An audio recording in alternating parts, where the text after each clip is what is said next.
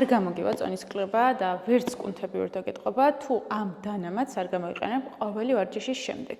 ალბათ მიხვდებოდი, რომ საუბრობ პროტეინზე და დიახ, ყოველი მეორე პროტეინის რეკლამა მსგავსად ჟღერს. მოდი ვნახოთ რა არის რეალობა. დიახ, პროტეინი ითვლება სპორტულ დანამატად, თუმცა არის ჩვეულებრივი ცილის შემცველი პროდუქტი, ისე როგორც ხაჭო, კვერცხი, ქათამი. არაფერი ჯადოსნური ამ პროდუქტში არაა, მხოლოდ იმიტომ, რომ პროტეინს იღებთ, ვერც კუნთები ვერ გაგეზდებათ და ვერც წონაში ვერ დაიკლებთ.